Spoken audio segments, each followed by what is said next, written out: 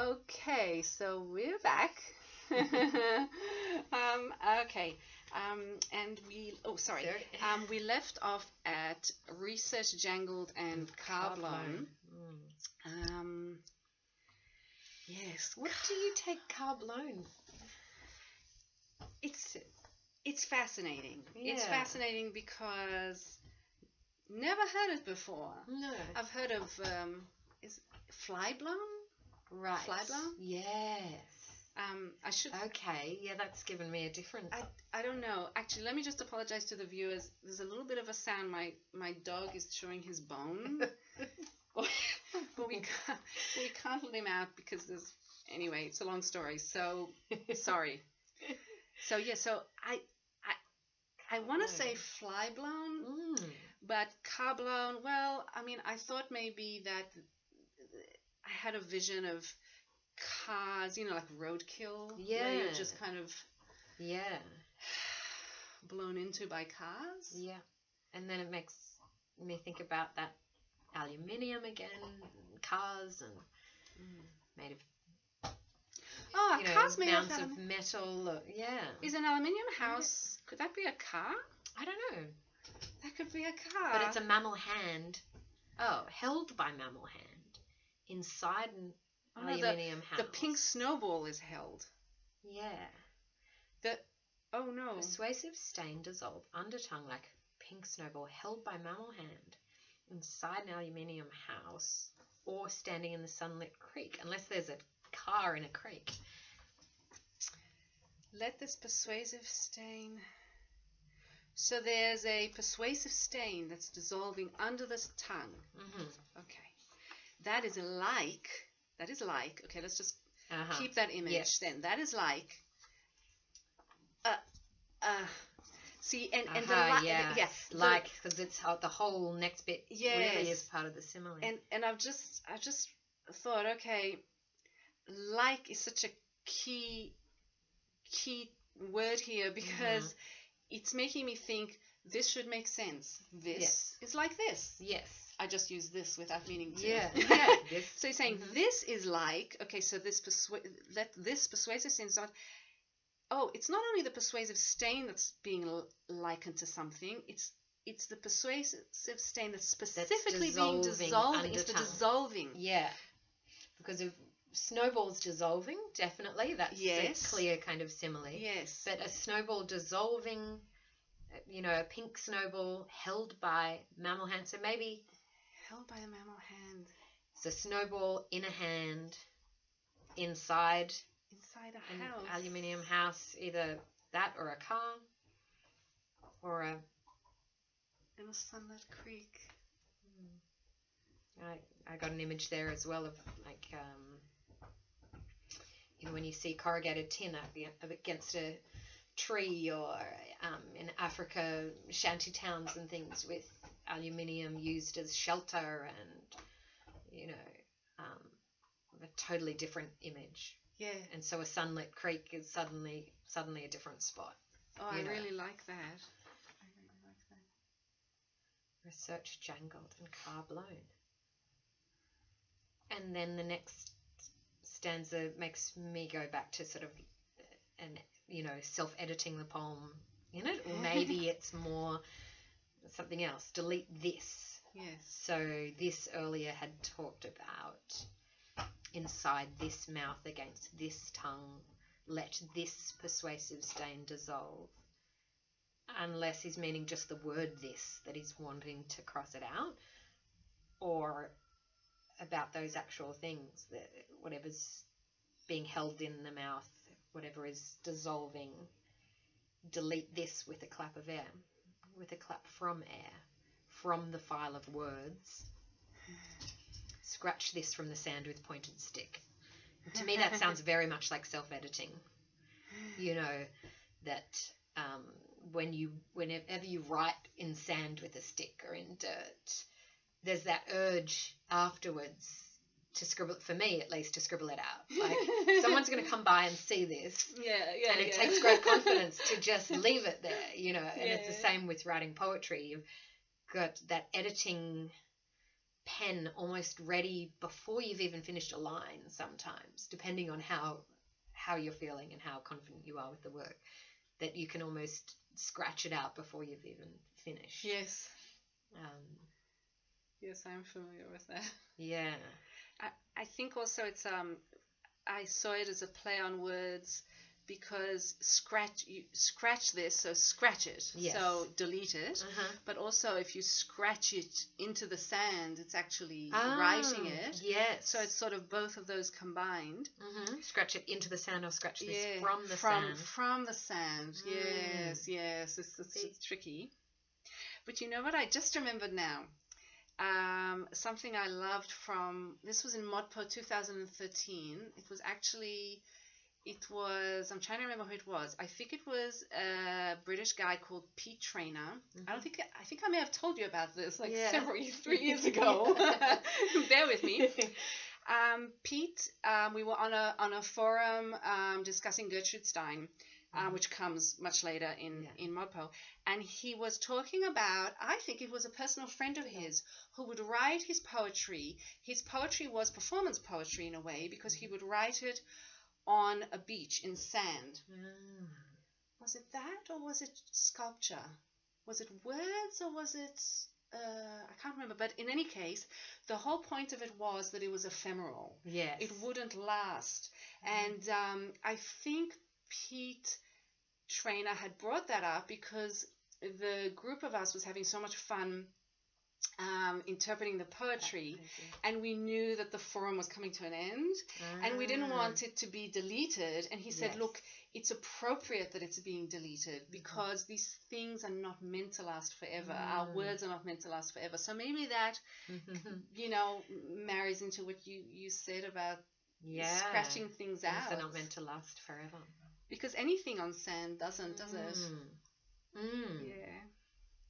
Yeah. Yeah, which makes you think about that title, Connected, and these things we get caught up in, words and what will remain after we're gone, or those kind of what's permanent, and letting go of that, and connections, I guess, being, are they more important than that? I don't know. And that's where he really gets back to it. This through line will connect you to me, whether you be of tar, of electric, of pheromones spat through tube. I love that ending. Yes. Oh my God. Because it's like, I mean, partly you think of a connection like an internet connection and how that relates to human connections. And electric could be that. But whether you be of tar, he's not saying whether the connection is of tar, of electric. He's saying, you, point, the reader. Good point. I didn't see this that. through line will connect you to me, whether you be of tar. It's almost like those, when you get, say, Chief White Cloud, or those quotes talking about everything being connected. Tar, electric. I don't know. It's almost as if, I mean, if you are connecting through the internet, for example, is it almost that you are made of that? If the form of your communication is electronic, are you yourself electronic? Or if you are in the room together, I guess there would be those pheromones, and so are you made up of you? Yeah, no, it's sort of you are what you do kind of thing. You be of tar, of electric. But why is it spat through tube? I don't know. I mean, I like it because it's just so mysterious. It is. So you spit something through a tube. Through a tube, yeah. Well, I guess, sometimes when we talk, we spit at each other, like accidentally. We're familiar with that. And this is a sort of tube, or spraying perfume. Like a pheromone through a tube. But then there's a lot of these science, biological kind of pheromone spat through tube. I feel like maybe he's had some experience of, I don't know, experiments involving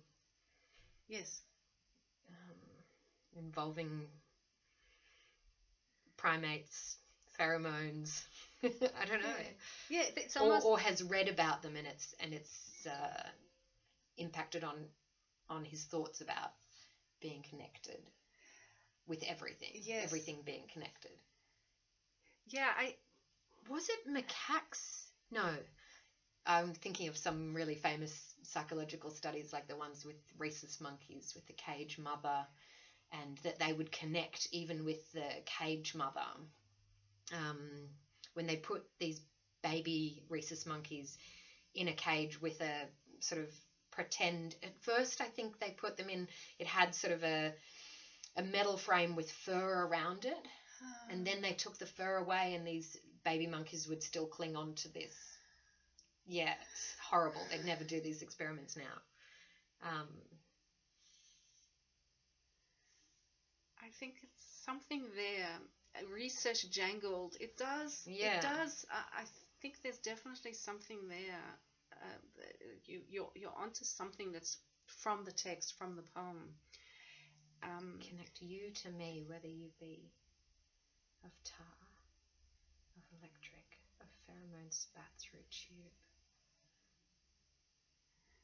It's so nice when a speaker in a poem says, what I'm talking about is, I'm talking about a connection, but connecting you to me. Yeah, he's really speaking to the reader. It's even though there are so many parts of the poem that are open to so many interpretations, and you feel almost as if it'll take some time to get into that world, it's still somehow asking you to come in. Yeah, it is. And then it makes me think, when he was wanting to, if this is, delete this with a clap from air, if he was thinking about what he deletes from the poem, and he was thinking about the word this and how, powerful it is, held dark inside this mouth against this tongue.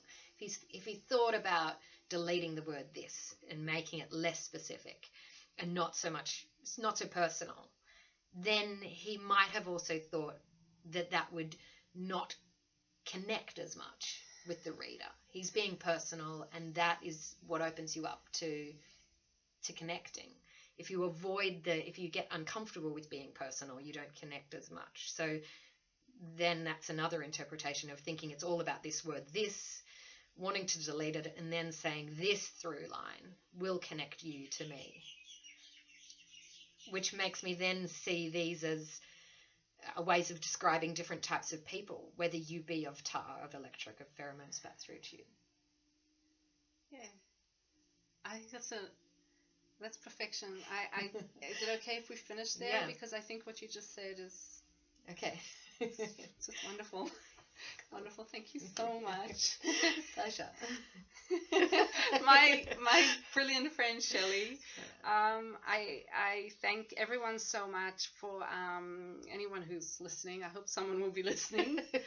And I really hope other people, my fantasy is that other people will do this and will sit down. And I think Jason Zuzga's poem Connected is really a great poem to do this with. Don't you think? Yeah, I felt like I had little to say at the beginning. So there we go. There was something to say. Yes, there was. Yeah. Yes, we were both very nervous. Yeah. Understatement, but okay. All the best to you from our House of Possibility to yours from Sydney, Australia. Okay.